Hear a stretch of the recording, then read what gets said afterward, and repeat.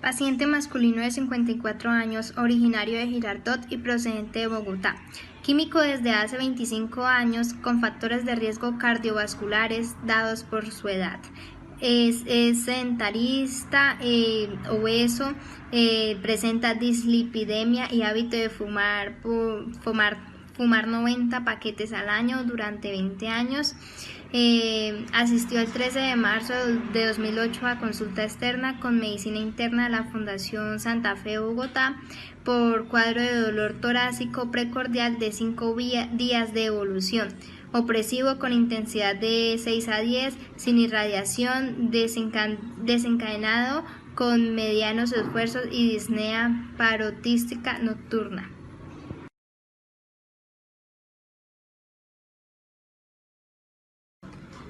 El 50% de las aneurismas arteriales coronarias se produce por arteriosclerosis, siendo esta la causa más frecuente. En su orden continúa la enfermedad de Kawasaki y los aneurismas congénitos de un 20 a un 30%.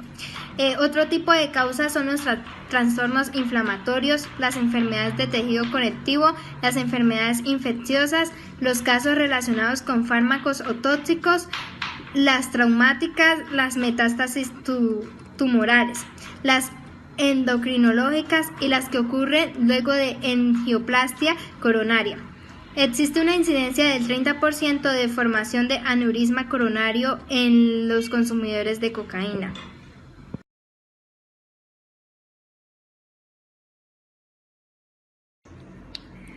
Las complicaciones más comunes que se asocian con los aneurismas arteriales coronarios son la trombosis y la embolización distal, las cuales se relacionan con la producción de los síntomas de isquemia miocárdica. Otra de las complicaciones es la ruptura del aneurisma, aunque en los primeros estudios se reportaban incidencias de ruptura cercanas al 12% de los casos. En series más recientes y con mayor número de casos se ha demostrado que la incidencia de esta complicación es muy baja. Por último, el vasoespasmo es otra complicación asociada con los aneurismas coronarios. Aunque la túnica del vaso sanguíneo comprometido está alterada y por tanto es difícil que ocurra una contracción fuerte y sostenida necesaria para producir vasoespasmo.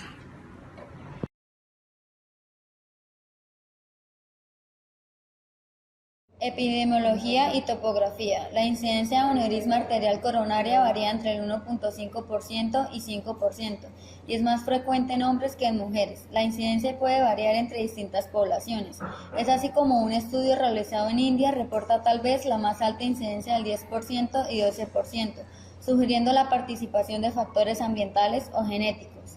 Es más frecuente el compromiso de la coronaria derecha, seguida por la descendente anterior o la circunfleja, y son raros los compromisos del tronco principal de la coronaria izquierda o el de 3 vasos. Radiografía de tórax sin consolidaciones pulmonares. Radiografía lateral del tórax. Como única anomalía se evidencia imagen radio opaca en la base pulmonar izquierda compatible con atelectasia subsegmentaria a ese nivel. Electrocardiograma de 12 derivaciones, ritmo sinusal, frecuencia cardíaca 75, eje eléctrico 0 grados, sin otras particularidades.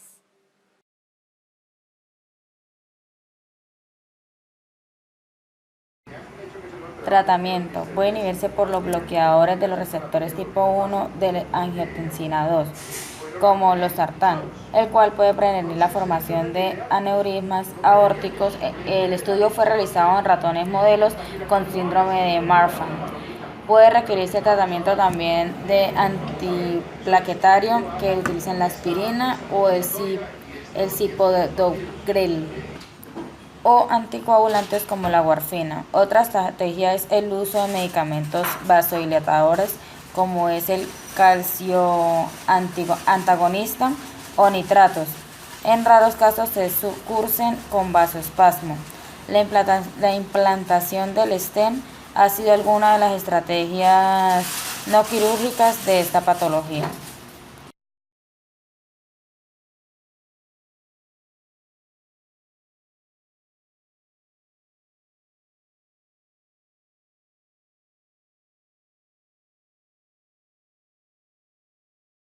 la fisiopatología de la arteria coronaria. Las arterias coronarias son un grupo de cuerpos sanguíneos que ayudan al corazón para recibir oxígeno y nutrientes que él necesita para poder mover la sangre alrededor de todo el cuerpo. Estas arterias se conforman por 3 capas, que son la adventicia, que es la mayor y más gruesa de todas, recubriendo toda la arteria, la capa media, que está formada de tejido esponjoso, y la capa íntima, que es tejido elástico, y sobre esta se forma la complicación que genera la enfermedad de arteria coronaria. La enfermedad de arteria coronaria se ve cuando el flujo de sangre es irrumpido por medio de la arteria. Esto se puede dar por ateromas que ya están formados de tanto grasa o calcio. Esta condición se conoce como aterosclerosis, que es cuando la sangre no fluye bien por la arteria. Marcapaso. ¿Por qué? Porque ya no va a poder bombear la sangre de manera correcta. Incluso la sangre puede llegar a pasar de un ventrículo a otro y la persona puede adquirir un corazón grande que va a ser incapaz de, solo va a estar acumulando sangre, no va a estar bombeando sangre por todo el cuerpo. Y bueno, ¿cuáles son las consecuencias de la isquemia cardíaca? Pues si bien son, primero que todo, el daño al tejido. Segundo, la necrosis del tejido. El tejido muere y ya no puede recuperarse. Quiere decir que las células ya no van a tener más vida. Se les acabó. Game over para las células. ¿Y cómo se detecta esto? Esto se puede detectar por una angiografía cardíaca. Una angiografía cardíaca de una persona con enfermedad de arteria coronaria se va a mostrar de la siguiente forma, en donde se muestran puntos negros o más oscuros sobre las arterias coronarias. Esto quiere decir que allí hay formación de ateromas y capas que están irrumpiendo el flujo sanguíneo. Esto puede ser de grasa o calcio, como lo habíamos mencionado antes. Pero si una persona tiene una angiografía normal, pues puede seguir comiendo todas las hamburguesas que quiera, cuidándose y haciendo ejercicio, porque va a estar sana y no va a sufrir de enfermedad de arteria coronaria. Y eso es todo.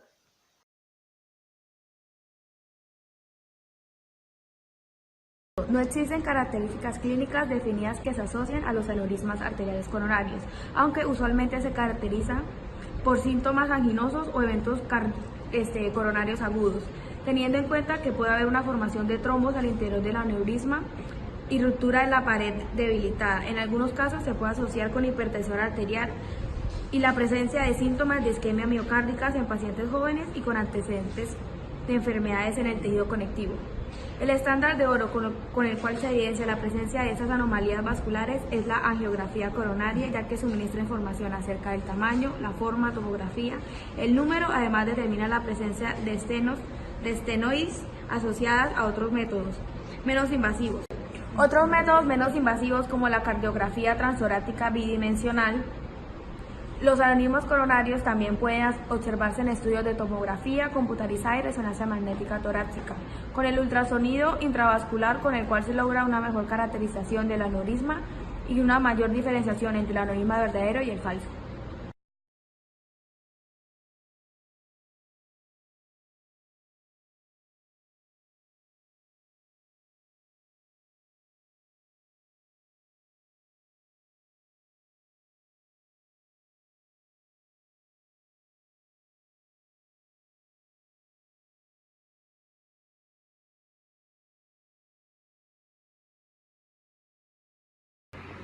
La insuficiencia renal crónica es una pérdida lenta de la función de los riñones con el tiempo. El principal trabajo de estos órganos es eliminar los desechos y el exceso de agua en el cuerpo.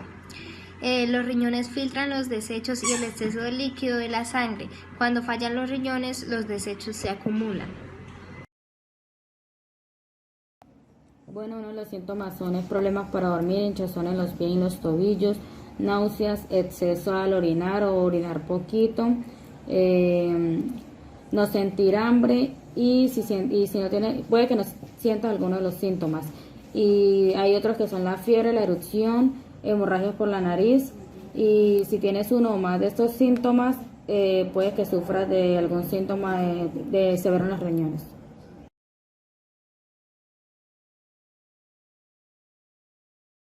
Causas.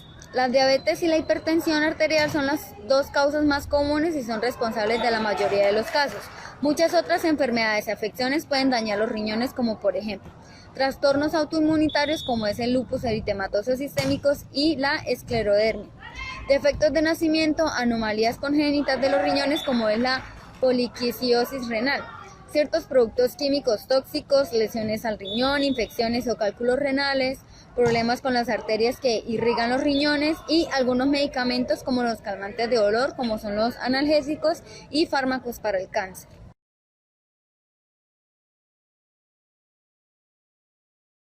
Tratamiento. Este depende del grado de la enfermedad renal crónica. En estado inicial es importante controlar la presión arterial, supervisar el azúcar, sobre todo en las personas diabéticas, toca reducir el peso, controlar los niveles de lípidos en la sangre, vigilar la ingesta de proteínas, sales, lípidos, potasio y fósforo para evitar la sobrecarga de la función que deteriora el riñón. Si la enfermedad progresa y alcanza la situación de insuficiencia renal terminal o en estado, se debe plantear un tratamiento que puede ser el trasplante renal de un cadáver o la diálisis.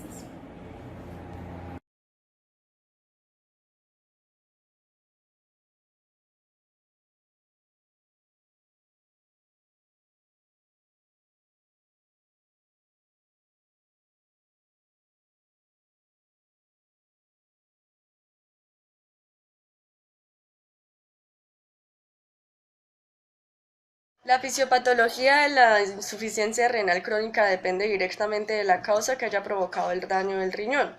Estas pueden ser por analgésicos, por diabetes, porque diabetes dirige a una condición que se llama nefropatía diabética, en donde el azúcar hace que se produzcan cuerpos cetónicos, porque la persona no está cumpliendo con el ciclo de Krebs, entonces empieza a obtener energía a partir de las grasas que producen cuerpos cetónicos y son tóxicos para el ser humano, ya que estos son bastante reactivos en oxígeno. Y también se puede dar por proteinuria. Proteinuria es una condición que muchas veces es causada por algo que se conoce como glomerulonefritis, en donde se produce el daño del glomérulo, que es el encargado de filtrar la sangre, y produce el paso directo de proteínas, que son bastante grandes y amplias y terminan dañando los canales urinarios. Por tanto, la fisiopatología de la condición de insuficiencia renal crónica se debe directamente a la causa que provocó el daño al riñón en primer lugar. Cuando hablamos de una enfermedad crónica, cabe resaltar que es algo que se va dando de forma de mes a mes o de año, y esto produce que ya el daño sea permanente.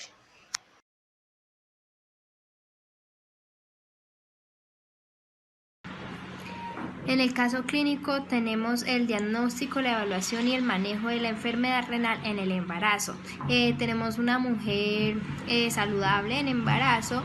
La función renal presenta importantes cambios tanto anatómicos como fisiológicos que determinan los hallazgos en los análisis efectuados y son esenciales para comprender la complejidad de las alteraciones fisiopatológicas que pueden presentarse durante la gestación.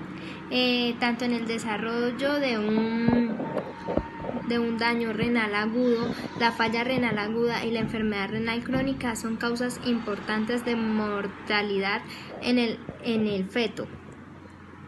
Se le tomaron los exámenes y se determinó que la creatinina está entre 70 y 100, o sea, los exámenes demostraron que están en los valores normal de creatinina, de urea, de ácido úrico, la filtración glomerular, la proteína. Lo que ella más presentaba era una infección pues leve en los riñones y se hizo un diagnóstico y un tratamiento desde el principio para que pues el feto no se muriera.